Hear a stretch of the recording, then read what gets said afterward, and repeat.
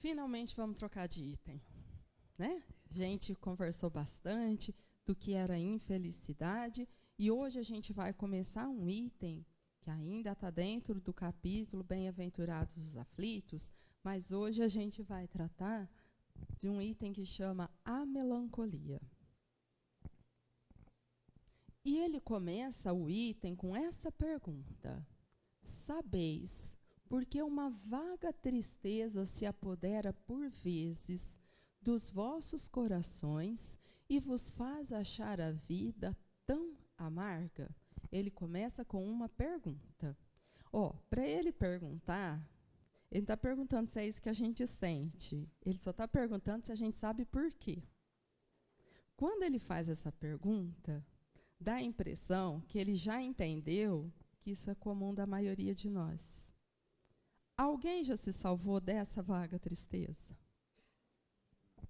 Entenderam por que ele já pergunta afirmando assim: eu já sei que vocês sentem, eu só quero saber se vocês sabem por quê. É bem essa a colocação. E parece que desenvolve exatamente assim, ela vai se apoderando de nós e a nossa vida fica amarga. A gente olha para a vida e faz assim, não tá bom. E aí você fala assim, por quê? E o que a gente responde? Não sei. Por isso que ele está falando, vocês estão sabendo por quê? A maioria não sabe. Eu acho que não, né? Oi, gente, tudo bem com vocês? Estão vivos, pelo menos? Tudo certo? Então, vamos lá. Essa figura, ela representa muito a melancolia. Porque vocês já ouviram a expressão estou com vazio no peito? Porém, é o vazio mais cheio de coisas que existe. Porque como cabe coisa nesse vazio que tem no nosso peito? Tristeza, amargura, irritação, decepção, tudo cabe. Então, é uma definição meio poética, mas é assim. É um vazio onde cabem muitas coisas, mas nenhuma delas se encaixa. E aí a gente fica com uma sensação indefinida. Por isso que ele faz a pergunta, se a gente sabia por quê. Então, vamos lá. Agora vamos para o item para a gente poder junto tentar, então, melhorar a compreensão. Então, sabeis por que uma vaga tristeza se apodera por vezes dos vossos corações e vos faz achar a vida tão amarga? É o vosso espírito que aspira à felicidade e à liberdade, e que, preso ao corpo que lhe serve de prisão, esgota-se em vãos esforços para dele sair. Eu acho que isso aqui encerra uma definição muito séria, porque esse estado melancólico é da maioria de nós numa fase da vida. Quantas vezes nesse estágio melancólico a gente encostou e teve o desejo sincero de desistir da vida? E o pior é que a gente faz assim, e não tem coragem de fazer nada para acabar. Será que se eu encostar aqui e ficar esperando não acaba? Será que alguma coisa não podia dar errado comigo e já encerrar, que eu não estou dando conta disso mais? Então, isso é um estado que muitas vezes a gente passa e enfrenta dificuldades bem severas nessa fase. Então, quando ele fala dessa desistência, desse desânimo em relação à vida, é porque é algo que é muito comum em todos nós. E quantas vezes a gente não consegue nominar o estado que a gente se encontra? Então, para a gente evoluir bem aqui no nosso item, eu vou pedir para todo mundo esvaziar o reservatório de conceitos. Porque senão vocês vão falar assim para mim, então melancolia é depressão. Não, não é depressão. É um estado de espírito. Então isso é... Não, não é. É um estado de espírito. Então, ó, esvazia conceito, põe os conceitos tudo lá fora. Depois a gente deixa os conceitos entrar de novo. Porque se eu já fico muito cheio de conceito antigo, o novo não vai ter espaço para entrar. E eu vou ficar amarrada naquilo que eu já sei. E aquilo que eu já sei também não me ajudou muito até agora. Então, deixa ele lá, depois ele volta e a gente tenta juntar tudo. Mas, vendo que são inúteis, cai no desencorajamento. E o corpo, suportando sua influência, a languidez, o abatimento e uma espécie de apatia se apoderam de vós e vos achais infelizes. Ó, o que a gente vê que é inútil? O esforço que a gente faz para se livrar da vida. Então é assim, ó, eu estou aqui, mas eu estou me sentindo presa. Eu não estou gostando. Para mim não está bom.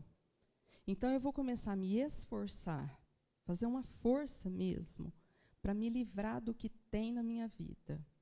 Eu não gosto muito do que tem. E aí, ó, eu quero essa liberdade, eu aspiro uma liberdade, uma coisa que eu não sei definir. Só que aí, de tanto me esforçar, e eu vejo que isso não tem resultado, eu caio nesse estado que ele diz, ó, desencorajamento. Só que esse desencorajamento tem uma influência direta e meu corpo fica abatido, eu tenho uma fraqueza física. A gente fica desanimado. Fica mesmo num estado bem difícil. Ó, isso é conhecido para nós todos. Fácil. Mas está me incomodando, mas é conhecido. Pode perguntar. Você... Tem hora que a dor aperta tanto que a gente conscientemente quer acabar com tudo. Às vezes você não consegue porque fica uma coisa ruim, então você vai arrumar estratégias para fazer isso. Então, a clareza que eu tenho disso vai variar agora como eu faço o enfrentamento da minha vida. Mas o incômodo é garantido para todo mundo. Eu acho bem importante a gente começar a entender, porque quem está atravessando esse estágio, quando a gente está assim, a gente acha que a gente é a única pessoa que passa por isso na vida. Porque qual que é uma dessas características? Eu olho para a vida de todo mundo e parece que está tudo certo. É só a minha que é do avesso.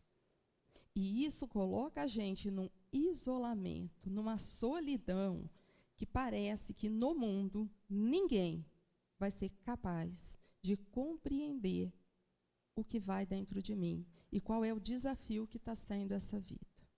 Então, é muito comum a gente falar assim, ó, não adianta, vocês não estão entendendo do que eu quero falar. Você não está entendendo o que eu quero falar, que eu estou sentindo, não adianta eu conversar. Porque a sensação é essa, que eu estou isolada. Ninguém vai entender o que se passa comigo. Então, assim, ó, é um desafio muito grande e o incômodo é desse tamanho mesmo. Não é pouca coisa.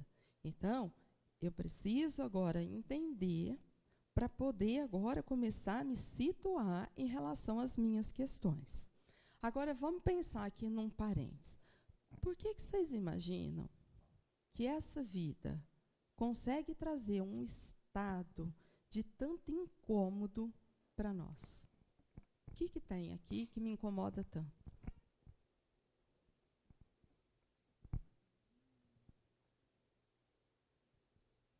Gente, pode responder. Não tem, hoje não tem ponto negativo, só positivo. Ó, desafios que eu aceitei. Vocês acham que a gente, diante de desafio, pode ficar incomodado?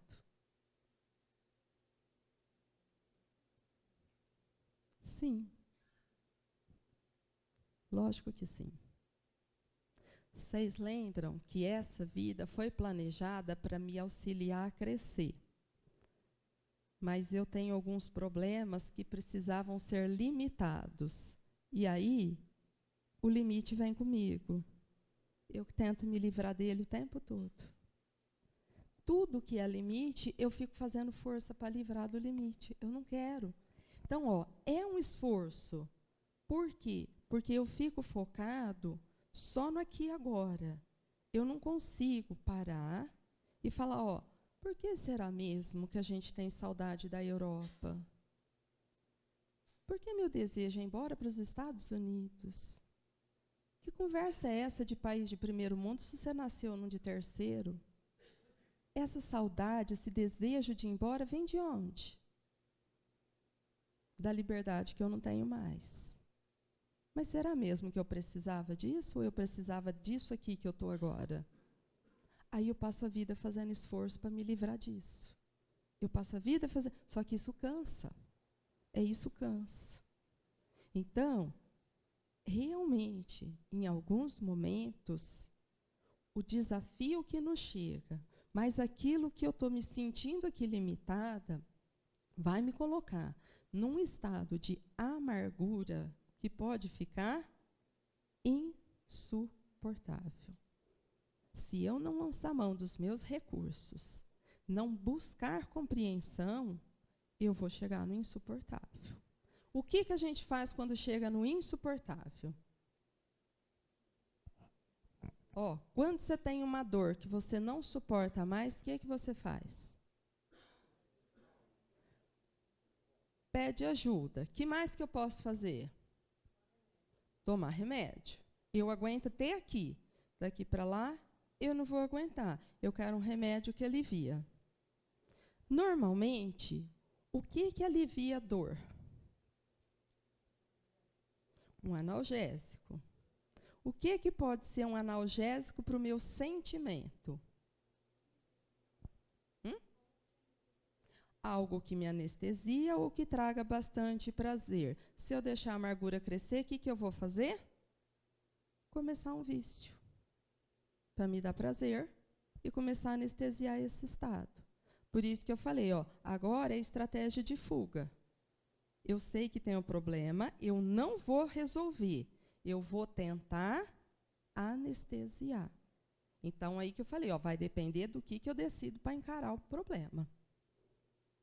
Porque senão, eu vou começar a fazer uma coisa repetidamente que alivia. Alivia por pouco tempo, eu faço de novo. Alivia, eu faço de novo, e assim a gente vai construindo. Porque todos nós vamos passar por essa tal de melancolia. Por isso que ele já perguntou, sabendo que a gente passa. Ele só perguntou se sabe por quê. E é esse esforço de entender por quê que faz parte do nosso desafio de vida. Porque é isso que eu estou buscando solucionar, porque isso me encaminha para um crescimento. Mas eu preciso de entender. Porque se eu não entendo, o desânimo toma conta. Então, olha só.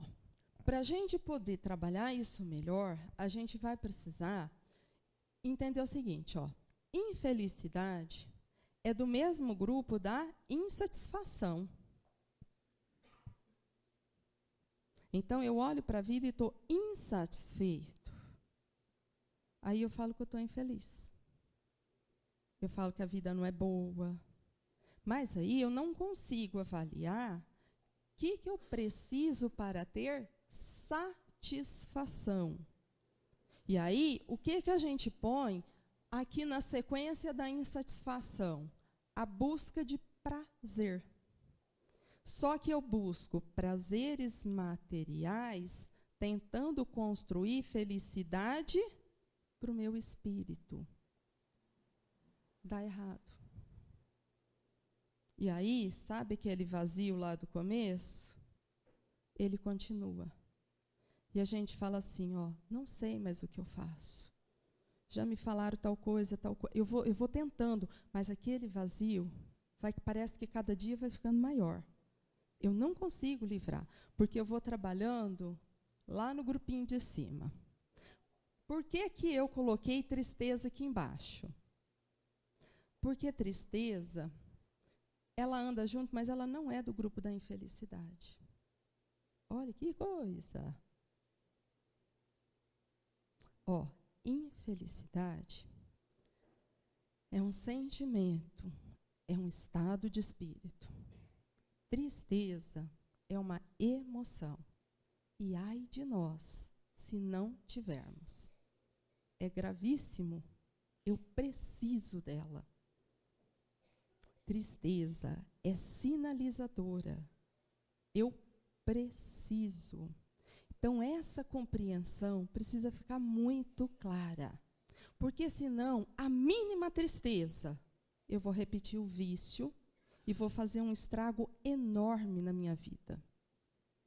Porque agora, como a gente embolou tudo, eu olho a tristeza como inimiga. Eu não quero. Não, ela é fundamental. Ela conta para mim a história que se desenvolve na minha intimidade. Ela sinaliza acerto e desacerto. Ela me torna capaz de verificações. Então, eu não posso abrir mão. Ela é muito bem-vinda. Que é diferente de infelicidade. Aquele estado de alma que eu olho para a vida e faço assim, ó. Nada. Não gosto de nada. Nada me anima. Eu não quero nada que tem aqui. Não gosto. Ó, totalmente diferente, nada a ver com tristeza. Só que a gente confunde tudo. Então, a gente tem insistido muito, não dá mais para usar o mesmo nome para todas as coisas. Porque aí a gente fica muito confuso. Uma coisa é uma coisa. A outra, que é outra coisa, precisa ganhar outro nome. Para que eu possa analisar com critério o que está acontecendo comigo. E aí eu começo a organizar o momento em que eu me encontro. Então, vamos lá. A tristeza não é o inverso da alegria, mas a sua ausência momentânea. É um estado que conduz à reflexão e não ao desinteresse pela vida. Olha como que melhorou a tristeza para nós. Então, olha só. Você está triste? Agora estou. E essa clareza é fundamental. Eu preciso saber que hora que eu estou triste, que hora que eu estou alegre. Porque são dois estados tão diferentes. Só que eu preciso entender, ó, agora eu estou triste. Mas isso não significa que eu estou desinteressada pela minha vida. Eu estou triste agora. Tem alguma coisa que aconteceu. E isso é positivo. Eu preciso reagir mesmo de acordo com a ocorrência.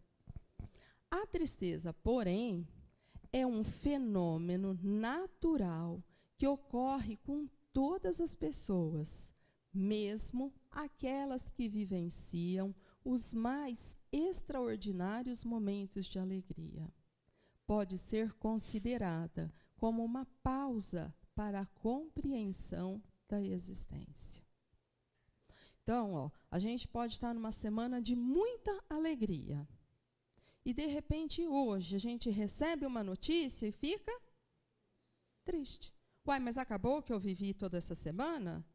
Não, mas eu recebi um estímulo e fiquei triste. Por quê? Porque aquilo vai me levar a uma reflexão e a uma compreensão de algumas questões da vida. Eu vou modificar a partir desse momento que eu vou aquietar. Isso é função da tristeza. Então, ó, eu posso ficar triste por fatores externos e por fatores internos. Então, olha, eu recebo uma notícia de uma situação difícil, eu vou ficar triste. Ô, gente, mas quando eu descubro que eu sou uma pessoa invejosa, eu fico triste também. Pelo menos eu deveria ficar. Porque quando eu percebo em mim o que está em desarmonia com a lei, sentimentos que são difíceis e que eu ainda carrego, eu não acho isso bom. Então a gente dá aquela embotada, fica quieto. E o que a gente vai começar? Analisar e de repente a gente faz assim, ó, nossa, tal dia fulano falou tal coisa, eu fiquei tão irritado. Nossa, mas foi isso. Eu não tinha me tocado, mas é porque ele estava contando um caso, e aí ele conseguiu tal coisa, e aquilo eu já tentei. Nossa, que nervoso. Entendi. Inveja ainda mora em mim. E isso me entristece. Eu dou aquela quietada. Então, eu vou fazer uma série de reflexões e análises para ver onde eu me situo, qual a minha realidade. E isso é saúde. Isso é fundamental. Isso é sintoma de maturidade. Agora, imagina só, eu descubro que eu sou invejosa e falo assim, e daí? Sou mesmo, eu gosto. Vocês têm com isso? Vamos combinar. Postura saudável? Não. É o que a gente faz muitas vezes? Sim. Sim. Por quê? Porque eu não aceito a tristeza como algo bom e natural e importante para um processo de transformação. Então, eu preciso ficar bastante atento, porque tanto no fator externo quanto no interno, passar pela tristeza vai ser fundamental. Não cultives a tristeza, nem fujas dela. Então, assim, não é para ficar assim, caçando coisa. Eu quero ficar triste, porque tem gente que caça. Não é isso. Mas não fuja. Entenda, por que isso mexeu com você, te entristeceu. Aceitando-a quando se te apresentar e retirando o melhor resultado da oportunidade de reflexão que te proporcione. Com esse comportamento, estarás experienciando atitudes renovadas. Então, quando aqui esse texto é da Joana de Ângeles, quando ela fala assim, não fujas da tristeza. Então tá, eu deparei com a coisa e fiquei triste. O que eu posso fazer para fugir da tristeza? Para que vocês conhecem tanto quanto eu. Vai. O que a gente faz? Shopping. Comer chocolate. Hã? Depende do dia do mês.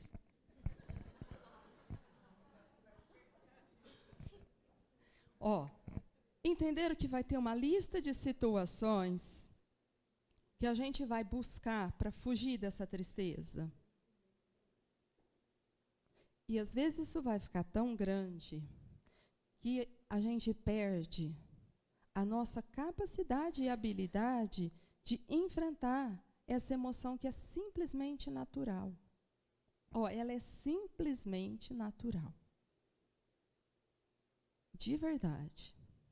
Então, olha só, aqui imagino que todos nós conhecemos minimamente o Evangelho com certeza. Quando eu for sem educação com alguém, pode começar a fazer a conta. Você não vai chegar no 10 e vai bater uma tristeza. Quieta o facho e fique triste. Você errou. Não sai pela porta lateral falando assim, porque mexeu, porque mereceu, porque... Para, que isso é coisa de criança birrenta. Errei. Então, agora, eu vou pegar e vou aproveitar para fazer reflexões e, a partir daqui, renovar a atitude. Próxima vez que alguém me tratar assim, minha conduta vai ser tal. Eu vou falar, mas de uma outra forma. Eu não tenho que aceitar, mas eu não preciso agredir, eu não preciso ofender. Mas se eu não for construindo o novo, eu repito o que está pronto. Mas quem que vai me dar esse espaço de construção? A tristeza. Então, quando ela fala assim, não fuja da tristeza. É isso. Porque para fugir, eu vou arrumar coisas que me deixem mais agitada, acelerada, para acalmar esse estado emocional normal. Então, a gente falou, comprar, comer, tudo que é ligado às coisas do sexo, prazeroso e animal, são as válvulas de escape. né? Tem gente que vai correr. Ó, correr é bom? É excelente, mas se for para fugir de você, pode ser um péssimo negócio. Então, não tem como quem está aqui de fora fazer uma avaliação. Quem que pode avaliar se eu estou triste ou não estou triste? Eu. Então, é uma urgência minha identificar quando a tristeza chega. E aí eu vou perguntar, ó, por quê? O que foi que aconteceu? E aí eu começo um contato comigo, um contato reflexivo para compreender. E a partir daí, conseguir renovar. Se não for assim, eu não vou conseguir. Então, ó, ela é bastante importante. Aí a melancolia, então, ó. Agora, melancolia é um estado da alma de difícil definição, porque se manifesta nas profundezas do sentimento. Então, ó, vê que na tristeza você está lidando com aquela emoção que flutua. Eu estava alegre até agora mesmo, fui contrariada, fiquei triste. Eu não preciso ter medo da tristeza. Eu só tenho que ter coragem de falar assim, gente, eu não dou conta de ser contrariada. Como é que eu vou fazer? O mundo não vai me obedecer, eu preciso dar um jeito nisso, porque senão eu não vou aguentar. Simples assim. Então, ó, meu problema não era a tristeza, era a falta de habilidade em lidar com a contrariedade. Agora, ó, diferente do estado de melancolia, ó, é um estado mais profundo. É aquela coisa amargurada da alma agora.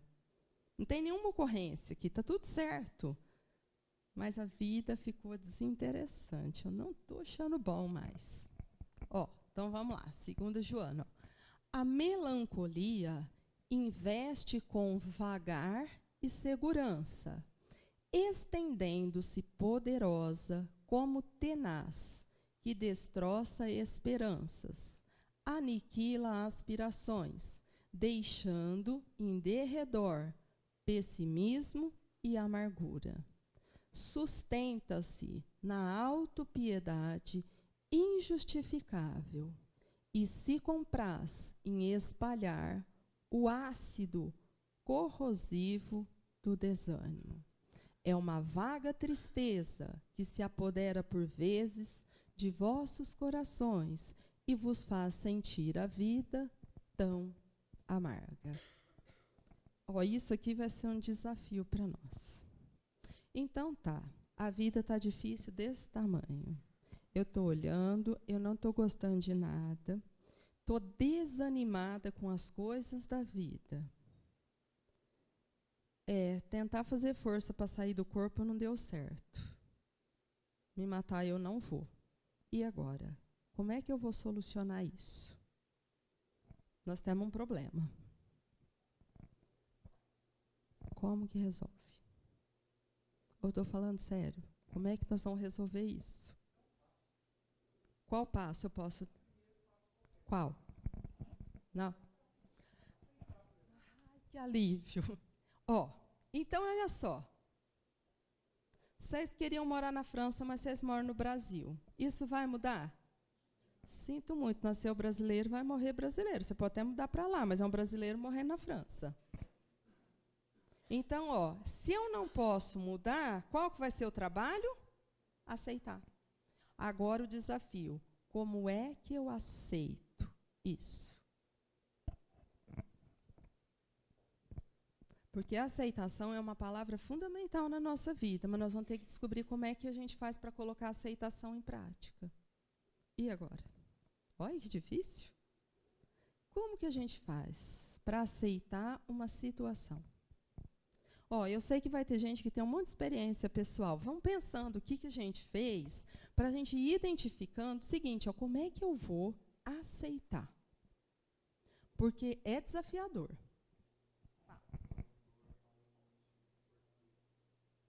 Fazendo o quê? Mudando? Vinculando dor ao antigo comportamento. Mas você lembra que você já está em sofrimento. Que a hora que você não aceita... agora sim, ó. Eu estou sofrendo tanto, a dor está tão insuportável que eu vou mudar. Normalmente a gente cai nisso. Mas olha, como que a gente vai fazer? Porque a gente precisaria aprender como fazer a vida ficar proveitosa. Então, o que a gente vai fazer para a vida ficar proveitosa? Porque senão a gente vai sair de uma coisa, cair na outra, e de repente falar assim, então, nadei, morri na praia, porque eu não fiz nada que trouxe resultado efetivo. E aí, como é que a gente vai fazer?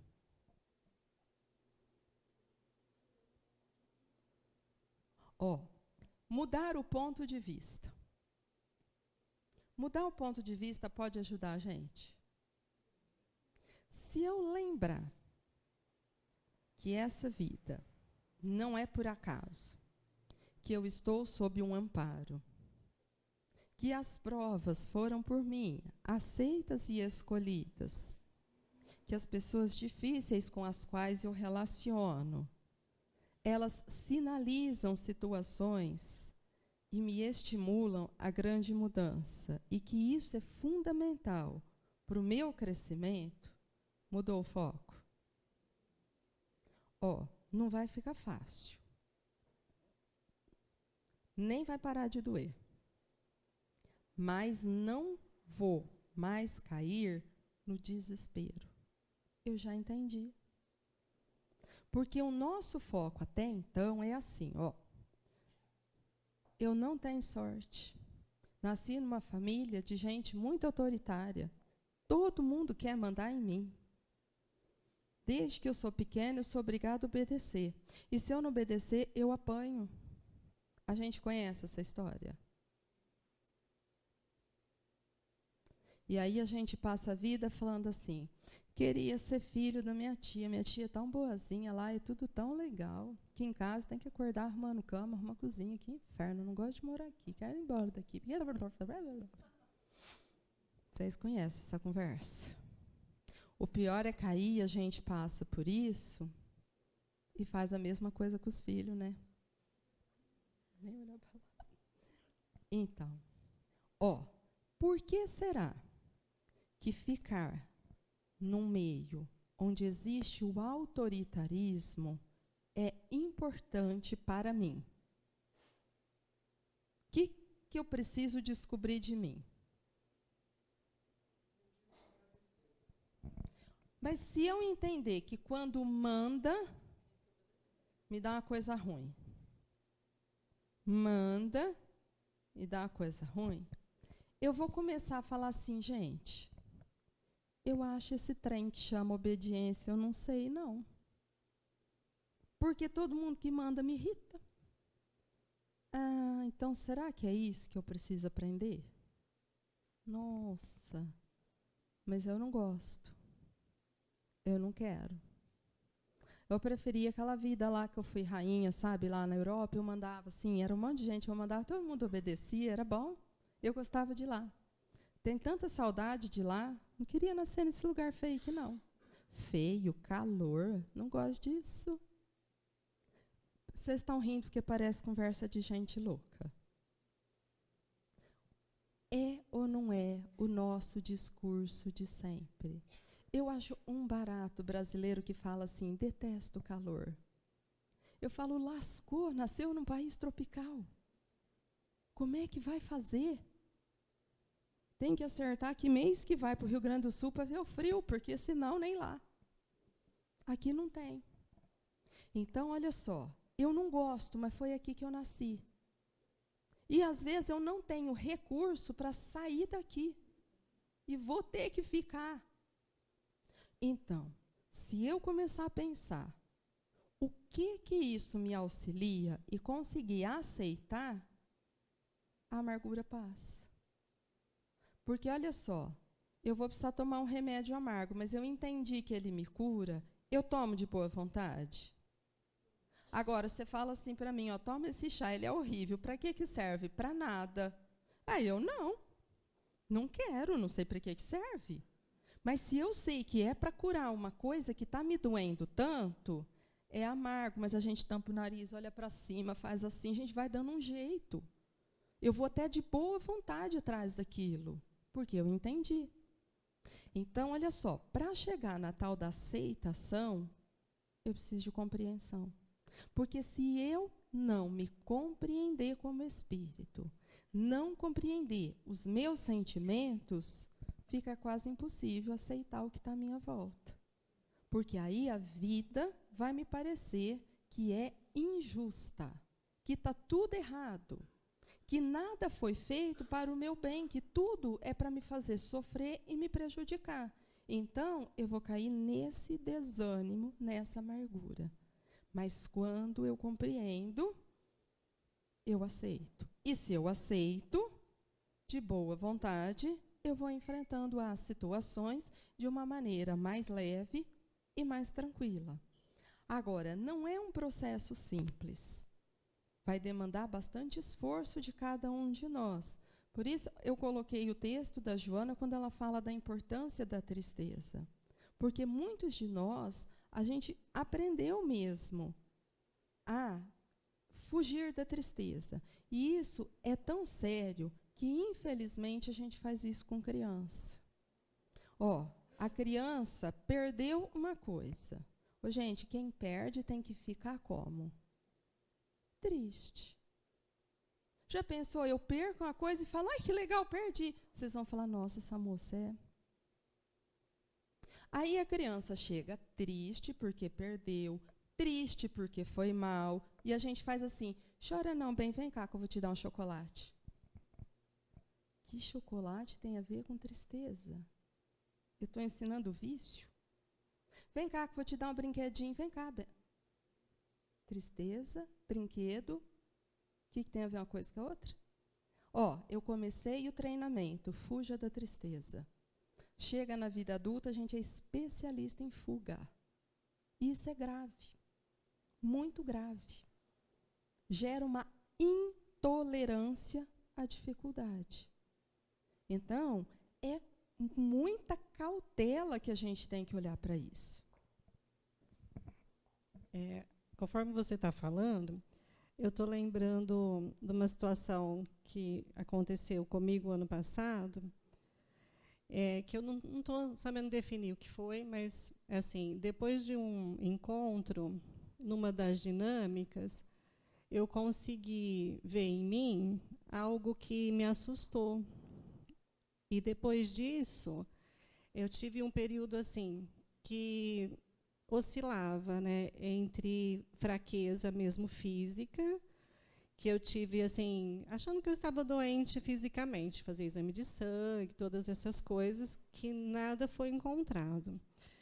E assim, era uma tristeza profunda, né, e falta de ânimo, de força física mesmo para o trabalho, né? E assim, eu demorei um pouco para entender que eu precisava pedir ajuda, né?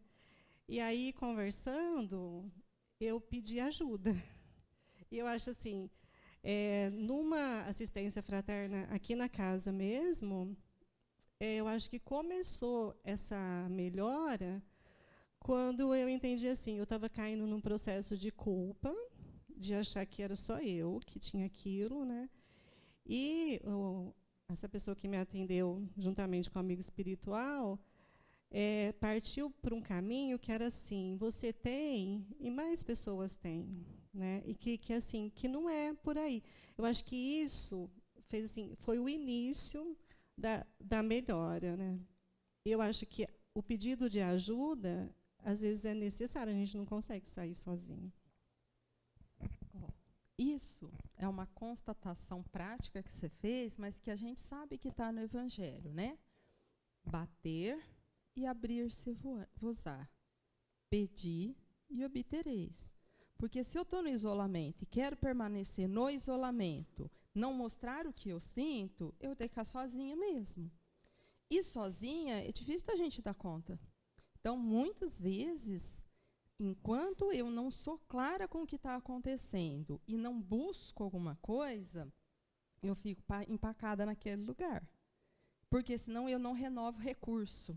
Né? E isso é importante. Então, você escolheu assistência fraterna. Posso escolher outros caminhos de busca.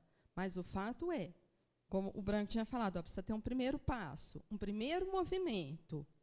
Em qual direção? Naquela que você decidir. Desde que seja uma coisa em harmonia com a lei de Deus, vai iniciar um processo de mudança. Mas o que eu gostaria de frisar é que a gente precisa atentar para esse momento de, tive um estímulo, que a Lúcia relatou, foi internamente. Ela entrou em contato com uma coisa interna e que ela ficou triste. E, a partir daí, ela foi se fechando naquilo. Então, lembra o começo ali do outro slide que ela falava assim, não alimenta, mas também não foge. Dê nome para isso. E, com muita atenção, vamos agora cuidar desse estado, porque essa é a oportunidade. Falar que o que você está colocando, você vê, a tristeza, ela é uma sinalizadora de um momento que nós precisamos, de uma mudança que nós precisamos fazer, que vai contra a sociedade que a gente vive. Então é um choque muito grande, porque a sociedade é nós, né? Estamos falando, não estamos nos excluindo, mas ela prega o contrário, né? Não fique na tristeza, né? Tanto é que quando a gente está triste e alguém procura a gente para ajudar, a primeira coisa que ele faz é convidar a gente para ir em algum lugar que tem uma pseudo-felicidade, né? Que tem uma pseudo-alegria, né? Uma balada, uma coisa assim, né? Extravagante. E talvez não, né?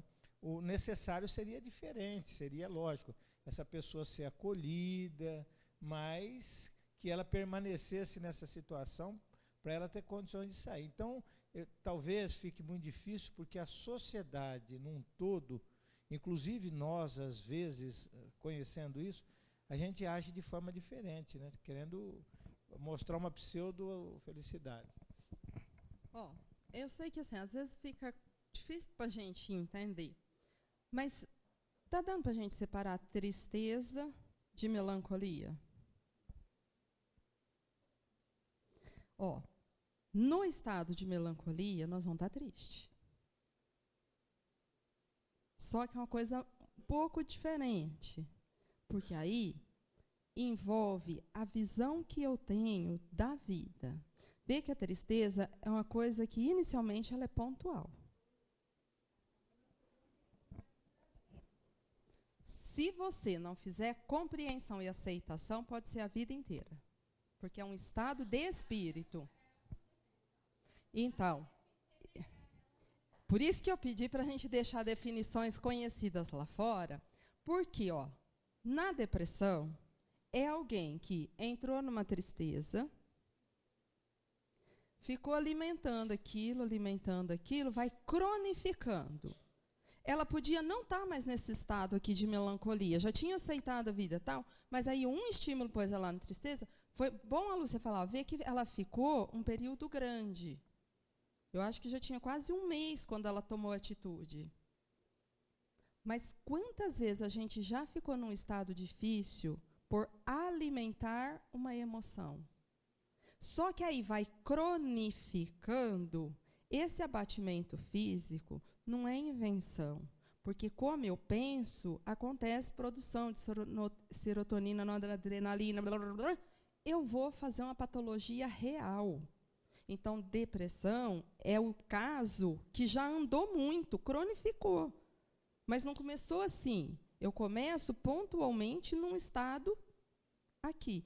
Não entendi a melancolia. Vai cronificar? Vai confundir, vai ficar grave, vai virar doença. Eu começo com uma tristeza, não cuido, fico alimentando, posso evoluir para uma doença. Pode ser a depressão. Não é obrigatório ser a depressão.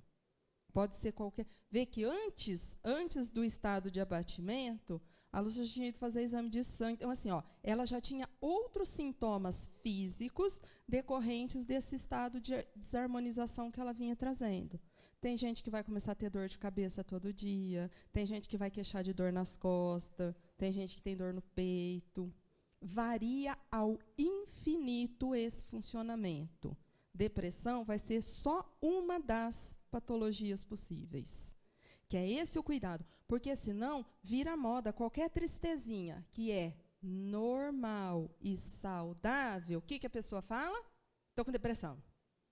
E se bobear, já quero tomar um remédio. Se você perder um emprego, você tem que ficar triste mesmo. Você tem que avaliar. Perdi por quê? É crise. Eu não estou atualizada. Eu não soube acatar as ordens do meu superior. Eu tenho que fazer toda uma reflexão. Não tem como eu perder uma coisa e sair tudo bem. Então, é uma tristeza normal. Agora, perdi. Faz 2 anos e eu não saio desse estado, não me mexo, não procuro. Então, agora eu tenho outro problema. Não é mais aquela tristeza pontual que veio daquele estímulo. Eu alimentei em mim um outro estado, não trabalhei meus recursos e agora é outra questão se encaminhando. Então, vai ser difícil a gente separar as coisas e catalogar bonitinho, porque isso vai acontecer tudo junto, misturado. Mas, hora que eu entendo uma coisa e outra, nessas questões do dia a dia, a gente consegue ir avaliando e buscando recursos para resolver.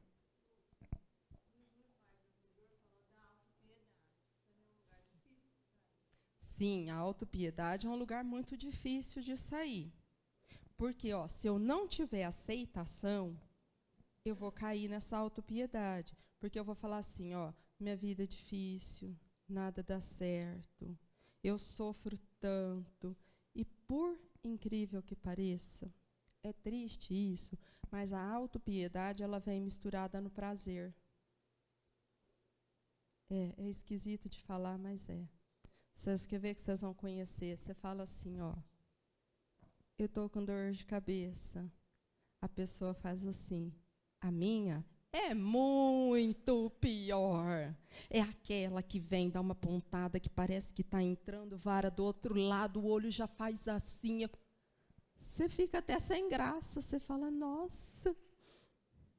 Então, assim, a minha é tão... Então, você fala assim, gente, ficou esquisito. Por quê? Porque a pessoa envolve aquela dor num quanto de um prazer de ser maior, de ser mais. E aí fica ruim. Só que aí onde que acaba essa conversa?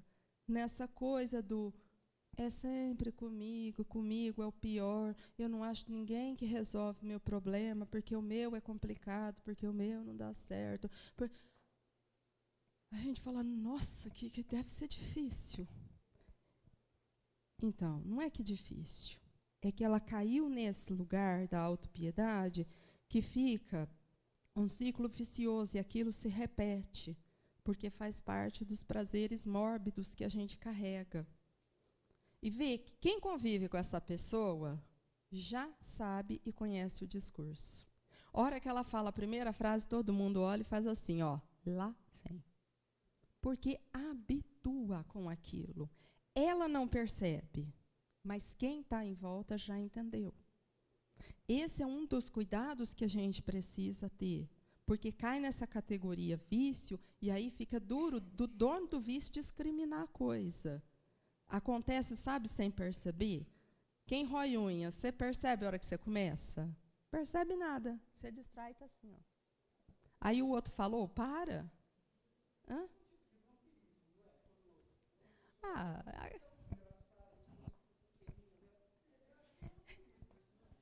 Tem um pouco disso, mas aí faz parte do que ela é uma estratégia dela que quer conquistar alguma coisa. Então, ela vai usar esse mecanismo. Se a gente perceber, às vezes a intenção dela não é isso de vampirizar, mas é o jeito que ela consegue. Então, sem perceber, ela vai repetindo, porque, de alguma forma, dá um prazer para ela. Né? E, gente, criança aprende a fazer isso. Né? Criança que não quer compromisso tem dor de barriga. Se ela vomitar, então, está no lucro. Porque aí ela não vai na escola, não toma bronca. Nossa, tem criança que fica especialista nisso. Nossa, vai no médico todo mês e faz ultrassom, tira raio-x. Eu não sei, tem um tanto de cólica que você fala, Jesus, deve ser tudo de ponta cabeça o negócio. É nada, é estratégia, porque ela aprendeu. Desse jeito eu me salvo. O que ela vai fazer? Só que ela entendeu que isso fica prazeroso. Porque aí ela faz assim, ó. Ai, então, aquele sorvete de ontem, eu tô com vontade. Ela ganha 2 desse tamanho. O discurso não vai mudar nunca mais. Agora, é a inteligência funcionando. Aí ela percebeu que esse é um caminho. Agora, quem aqui nunca fez um charme quando está doente, que atire a primeira pedra. É nosso isso, né? Agora, eu estou fazendo charme, mas sei que é charme. O problema é quando o negócio começa a ficar sério a ponto de interferir na vida e na responsabilidade. Criança não quer mais ir fazer prova, então ela vai adoecer. Opa, peraí, agora começou a ficar grave o negócio. Então, aí a gente precisa pensar. Só que como é que eu sei se isso aí evolui para o grave? É melhor não começar. Né? Por quê? Porque se começar pode chegar lá. Então eu preciso de estar bem atenta. Por quê? Porque com vício eu não posso brincar. Né? Quem me garante que vai fumar uma vez e para? Eu não sei, então não começa. Então, a gente tem que ter muito cuidado. Por quê? Porque é assim, não é na maldade, mas é nessa nossa fragilidade que as coisas podem acontecer. Eu vou parar aqui, porque agora ela vai melhorar um pouquinho a melancolia, aí a semana que vem a gente redefine isso e fica um pouco melhor. Está tudo mais ou menos acomodado ou está tudo desacomodado e incomodado? Tá ruim, Paula? Às vezes fica, né? Faz parte. Como que chama o filme